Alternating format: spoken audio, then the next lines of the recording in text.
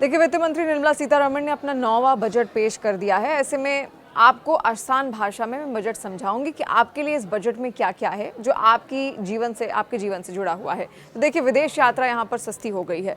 विदेश tour package की बिक्री पर लगने वाली टैक्स कलेक्शन पर एट सोर्स यानी टीसीएस की दर को मौजूदा 5% और 20% के स्लैब से घटाकर अब राशि की परवाह किए बिना एक समान 2% कर दिया गया है। इसके अलावा शिक्षा और मेडिकल रेमिटेंस पर कम टैक्स अब लगेगा। देखिए, लिबरलाइज्ड रेमिटेंस स्कीम यानी कि एलआरएस के तहत शिक्षा और चिकित्सा उद्देश्यों के लिए विदेश भेजी जाने वाली राशि पर टीसीएस की दर 5% से घटाकर 2% कर दी गई है। इसके अलावा निजी आयात भी सस्ते हुए हैं। व्यक्तिगत उपयोग के लिए जैसे डाक या फिर कुरियर के माध्यम से आयात किए जाने वाले सभी शुल्क योग्य सामान पर कस्टम ड्यूटी की दर 20% से घटाकर 10% कर दी गई है। अब दुर्घटना मुआवजे पर टैक्स नहीं लगेगा। देखिए, मोटर दुर्घटना दावा अधिकरण यानी कि MACT द्वारा पीड़ित व्यक्ति को दिया गया ब्याज अब आयकर से मुक्त होगा और इस पर कोई टीडीएस नहीं कटेगा। नया आयकर अधिनियम 1961 की व्यापक समीक्षा पूरी हो चुकी है और नया सरल आयकर अधिनियम 2025 1 अप्रैल 2026 से लागू हो जाएगा।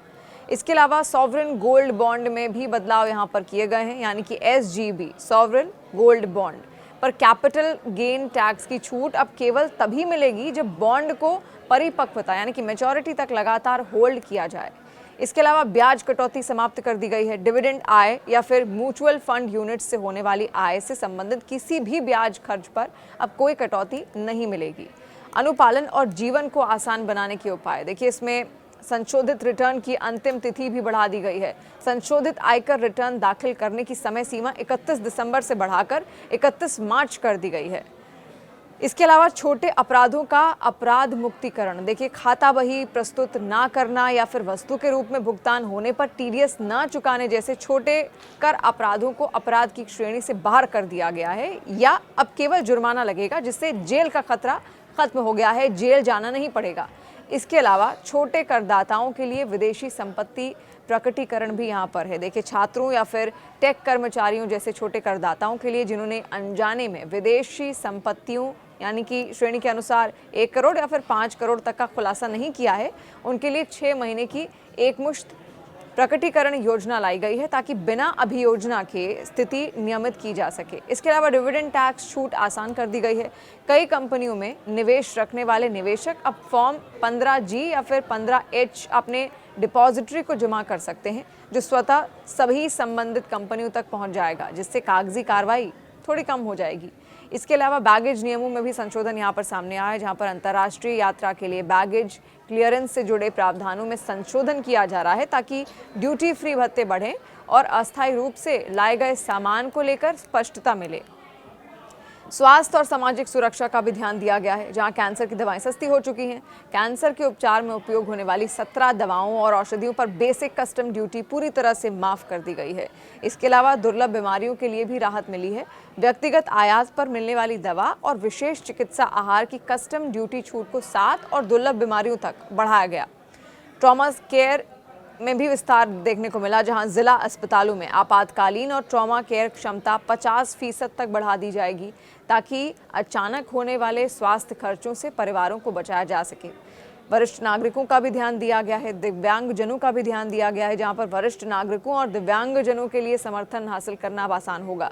दिव्यांग सहारा योजना के तहत उच्च गुणवत्ता वाले सहायक उपकरणों तक पहुंच सुनिश्चित की जाएगी और वरिष्ठ नागरिकों और दिव्यांगजनों के लिए असिस्टिव टेक्नोलॉजी मार्टस स्थापित किए जाएंगे, जहां पर वो उत्पाद आजमा और खरीद सकेंगे।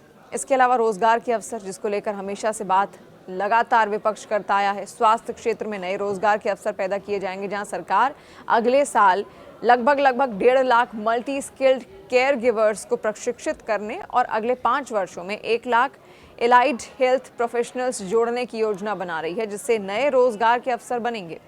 अब है महिला उद्यमियों को समर्थन।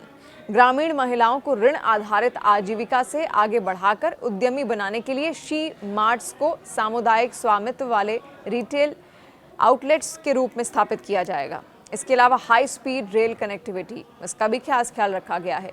प्रमुख शहरों जैसे कि मुंबई, पुणे, दिल्ली, वाराणसी, बेंगलुरु, चेन्नई के बीच 7 नए हाई स्पीड रेल कॉरिडोर प्रस्तावित हैं, जो ग्रोथ कनेक्टर्स के रूप में काम करेंगे। इसके अलावा फिर सोलर पावर और आवास का भी ख्याल रखा गया है। पीएम सूर्य घर मुफ्त बिजली योजना, सौर ऊर्जा से मुफ्त बिजली और पीएम आवास योजना के लिए बड़े आवंटन जारी रहेंगे, जिनका उद्देश्य घरेलू खर्चों को कम करना है। बजट में देखिए लगभग हर तबके का यहाँ पर ध्यान दिया गया है और ख़ास तौर पर रक्षा बजट को अब तक का सबसे ज़्यादा बजट बना दिया गया, क्योंकि रक्षा पर इतना निवेश अब तक सरकार ने नहीं किया था। लेकिन मौजूदा जो हालात बने उसके बाद से रक्षा बजट में काफ़ी ज़्यादा इजाफा यहाँ पर किया गया, ताकि ग्लोबल चैलेंजेस से निपटना थोड़ा आसान यहाँ पर हो सके। और ऐसे में जो कोशिशें यहाँ पर सरकार की रही हैं वो यही रही हैं कि जो ग्लोबल ट्रेड है, जो ग्लोबल चैलेंजेस लगातार भारत के सामने इस वक्त आ खड़े हो रहे हैं, चाहे वो अमेरिकी टैरिफ के रूप में हो या फिर विश्व भर में जो युद्ध के हालात बने हुए हैं उनसे निपटना हो, उसको लेकर अपनी तैयारी पूर्ण रूप से स्पष्ट यहाँ पर रहे और भारत कैसे मैन्युफैक्चरिंग के क्षेत्र में आगे बढ़े, आत्मनिर्भरता के क्षेत्र में आगे बढ़े और सारे देशों पर डिपेंडेंसी थोड़ी कम हो, नई मार्केट जल्द उपलब्ध हो, इन सभी चीज़ों का ध्यान इस पूरे बजट में यहाँ पर दिया गया है। आपको इस बार का बजट कैसा लगा, कमेंट सेक्शन के जरिए बताना बिल्कुल ना भूलिएगा। और कौन सी वो बारीक चीज़ इस बजट की आपको सबसे ज़्यादा खास लगी, जो इस बजट को आपके लिए जिसने सबसे ज़्यादा खास बनाया हो, वो भी ज़रूर मेंशन कीजिए।